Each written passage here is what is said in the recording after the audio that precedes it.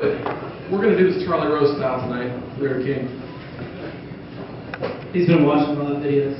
Yeah, give a lot of inspiration. Mike, if you would start us off, just kind of give us your background and kind of your first exposure to the faith. Kind of set the stage for us. Give us an introduction, if you would. Well, I grew up in a Christian family. Most of my family is Catholic. When I was born, my parents weren't really practicing at the time, but they still had faith enough to have my brother and I baptized as babies. They had a minister friend, and he came over to our house and baptized us as babies. So we grew up Christian. We grew up celebrating Christmas and Easter. I knew Jesus, Mary, and Joseph. That's all I knew about Christmas. And for Easter, you got presents. I thought it was a celebration of springtime, and I had no idea why my aunt made a cake shaped like a lamb. I thought that was kind of weird. Why not an Easter bunny, right? Yeah, that made way more sense. When my parents would go on vacation, we'd stay with my aunt and uncle and my cousins, and they were Catholic. So my brother and I, we'd have to go to Mass on Sundays. Didn't know what was going on at Mass, but I do remember looking back that I told my aunt that I really felt a change in myself after being in church. I didn't know what happened in church, but I felt much happier and peace. I mean, I already had peace as a 6 or 7 year old, but I felt some change in me. I also remember growing up and seeing Mother Teresa and John Paul II on TV or in magazines, and recognizing they were really special people, not knowing why they were special. Let's see. Sundays were pretty much a drag, though. All my friends were in church and in Mass and at CCD, so I had to stay with my brother. It was very boring. He was an inside person, as you described him before. An inside person? An inside person, right? Inside person and throwing rocks at my head person. And then sophomore year of high school, my family went to a non-denominational church for about a year, just because my mom thought I'd bring the family closer together. There, I found out Jesus died for our sins, but that's about the extent of it. So at that point, how often were you going to church? Every couple of Sundays, maybe for a year. Went on a mission trip. Did you feel that same time? People were saying Lord and Father, and I had no idea about the Trinity, or I thought they were getting confused, and it confused me on how to pray. And so, yeah, I really knew a lot back then. But that's not it. All right. Thanks for kind of setting the stage for us, you know, giving your first introductions to the faith. Brian, talk about, if you would, share your kind of first exposure, like Mike did. Oh, we got some technical difficulties already. We working now? All right, good. Mike was the one in the band, so he's a little more familiar with the microphone. I'm not technology. He's not a mechanical engineer or anything. I grew up in a fairly large family. I've got 4 older sisters. I'm 6 years younger than my oldest sister, or actually my youngest sister. So I grew up at a young age, fighting and struggling to just find time in the bathroom. Pretty much. I had to take my showers at night before I went to school because the morning was just out of question. But I grew up. My parents, we went to Mass every Sunday. It was always kind of an obligation, you had to do the Mass thing on Sunday. And I was always happy-go-lucky. I was kind of the type of kid that would just kind of like to please people, so I didn't really have any qualms with going to Mass. More or less, it was just something that I had to do. My parents kind of made us all go. So Mass, I served Mass from the time I was probably, 4th grade up until maybe my senior year of high school even. In the last 2 years of high school, I was even made a Master of Ceremonies. But at that point, I was kind of the older kid. I was the kid that was like 3 feet taller than everybody else that was serving, so I didn't really enjoy serving that much. It was more just because I had to do it. I did find a lot of peace. I didn't mind it. I built a really good friendship actually in high school with the priest. His name's Father Tony. He's still in Illinois. A little farther away there. No, that sounds bad. I can hear it now. Better in the back? Good. You guys hear me now? Adam, can you hear me? Yeah. All right. So where was I at? Kind of serving the church. You didn't mind it, come enjoyed it. Didn't enjoy it, I'm sorry. That's not that, I wouldn't say that I didn't enjoy it. It's just I didn't really know what the purpose of it was. I didn't really understand the faith on a personal level. It was more or less just something that I had to do.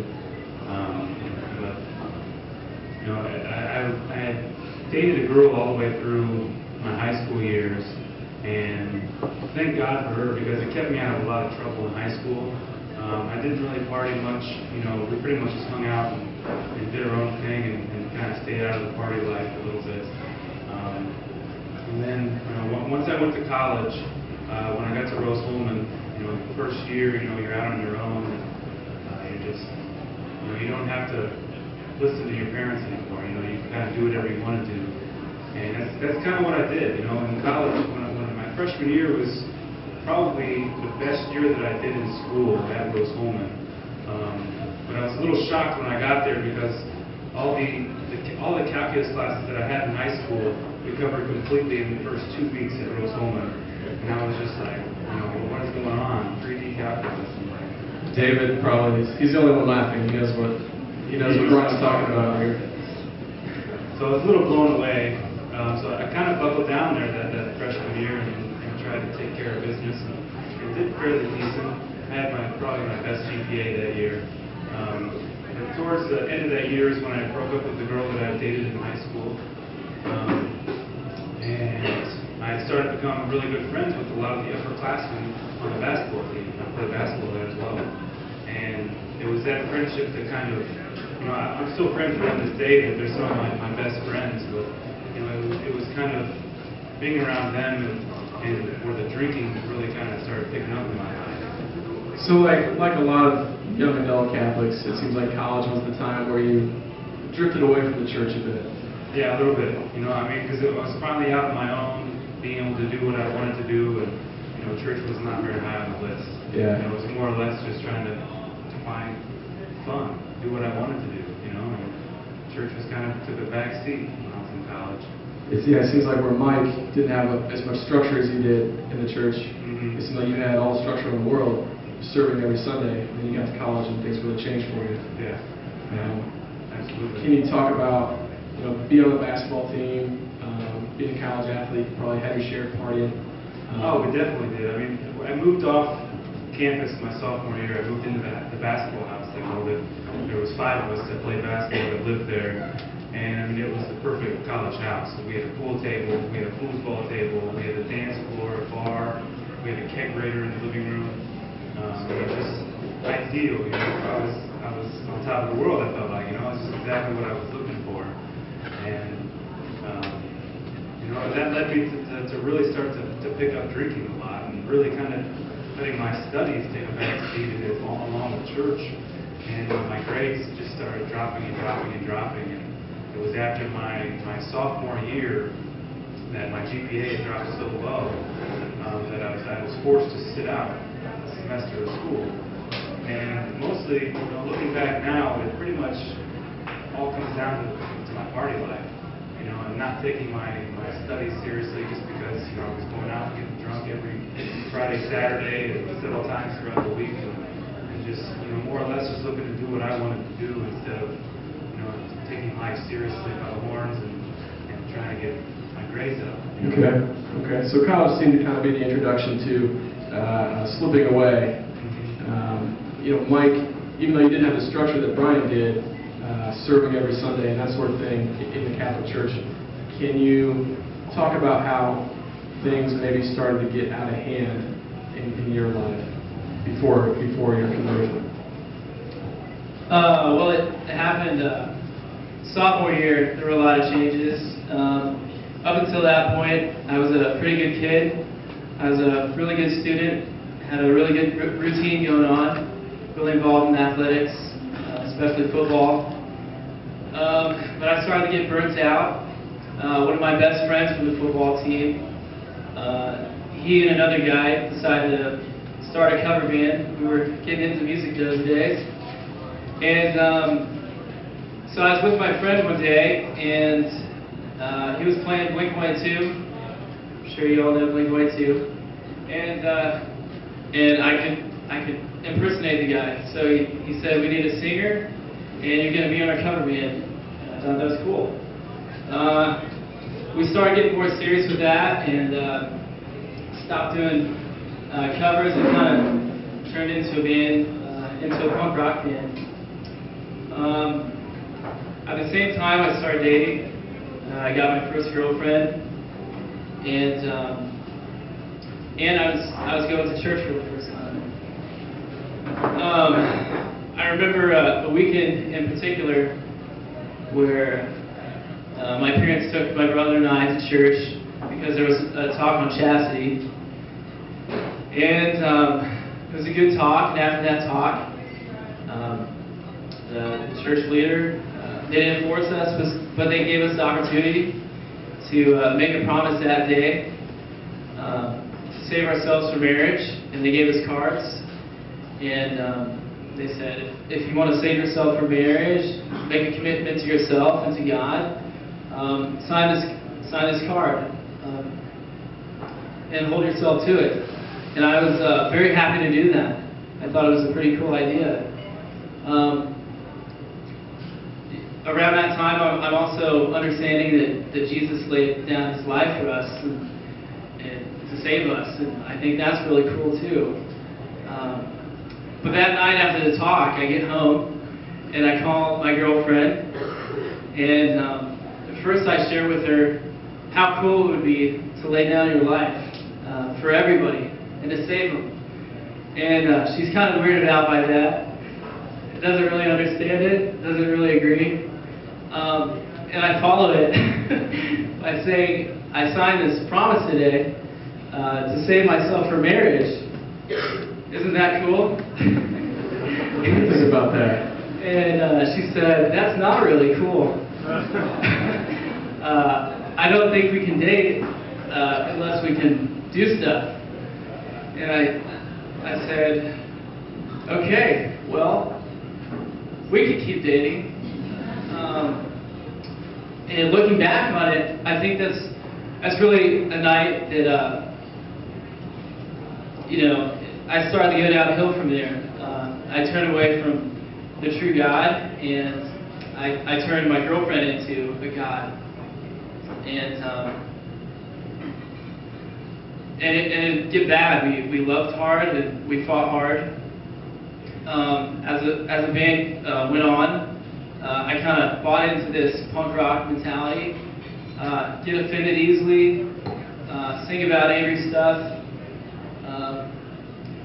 Just consider yourself an outcast and be angry at everybody. I wish I had a picture of Mike's blue spiked hair. Yeah. In that era. Yeah, I totally burned all the hair out of my head every week. I know what you mean.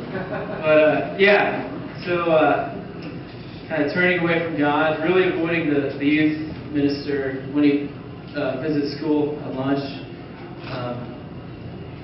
the band, and the girl. Okay, so let's turn it back over to Brian. You kind of shared the inklings of fading away and distancing from the church with your other priorities, shall we say. Can you talk about things just continuing to go down that road? Just open up a little more about that, if you would. Well, it wasn't until really the senior year of college that after basketball season, I kind of... Sorry. Is that better? I'm not good at this. I'm still learning. No, but it wasn't until about the senior year of my high school that, not high school, of college, that my drinking really was kind of starting to peak at that point in my life. It also had led me to other things. I began to smoke weed. That was something that was starting to become fairly regular in my life at that point. Basketball was over. I didn't have to worry about being in condition anymore. So I just kind of, started smoking weed a little bit. And at first, it was just kind of, whenever I was around it or whenever I had it, it wasn't ever that big of a deal. And then once I got out of college and moved to Indianapolis, I became friends with a good friend of mine that's still one of my best friends. We knew each other for about 3-6 months, and we started, once we found out that we both smoked weed, we smoked weed every day together for months upon months. It just started leading me down a road that I didn't have any ambition to go to work. I didn't really want to go to work anymore. It was just kind of, I'm reluctant to even still feel like I have a job right now. I try to take it as seriously as possible, and I have been able to get my stuff done when I have and everything, but the drinking and stuff has really started to pick up at that point as well. I've been dating numerous women. I was looking for happiness in a lot of different places, in all my relationships, and the alcohol, and the weed, just looking for happiness and not really finding it. You don't have to answer this question, but could you give us an idea in a 12-month period during that time in your life about, I don't know, how much money were you spending on alcohol? Well, it's funny that you asked that, because about halfway through 2011, I realized how serious my drinking problem was. I didn't think anything about the marijuana in my life. It was just kind of one of those things that I didn't think was a big deal. So what? It grows from the earth. That's where I was at. But I really started to realize how much the drinking had become a problem in my life, and because I never had money. I wondered why I never had money, and it was mostly because of the bars and stuff. So, about a year ago, I had taken, maybe a little bit more than a year ago, I had pulled all my bank statements from 2010, from January to December, and I tallied up how much I had spent at bars, and it equaled somewhere around $10,000. It was just unbelievable how much I was. Did you say $10,000? $10,000, yes. Unbelievable. When I saw that number, I was a little blown away by it. And I actually had attended an AA meeting. I was in Goshen, Indiana, on a job site, on a construction site up there. And there was one night that I went out with a couple people that I met at the bar, and we were out drinking until 3 in the morning, and we were leaving, and two of them started to get into a fight. And as we had kicked out, the fight continued outside. Are these just guys you met that night? These are guys that I ran to, because when I was up there, I was going to Bibb's, 3-4 nights a week, because it was about the only bar that they had up there to go to. So I ran to these guys several times before that, and so this one night we go out, and we just got kicked out of the bar. The fight picks up, and I watched both these guys that I was with just pummel the two guys that they were getting in the fight with, and then they hop back in the car, and they're like, "Just go, let's get out of here." And we've been drinking. This is about 3 in the morning. We started drinking about 7 or 8, so I had way too much to drink at that point. And we get pulled over not even a block or 2 away, and the cops come back to our car 2 or 3 times. The third time, right before the third time, the guy sitting next to me, I won't say his name or anything, but he hands me this bag, and he's like, "We got to get rid of this. I don't want to get caught with it." It was a bag of weed, and I sat there and I ate it. And the cops come back the third time, and they immediately came to my window and they said, "Get out of your car. We're going to do a field sobriety test." And I'm thinking, "Oh, great." But I was amazingly calm in it. I wasn't panicking at all. I was just kind of like, well, maybe it's just a sign of how drunk I was. You weren't talking about schnozberries? No, I wasn't talking about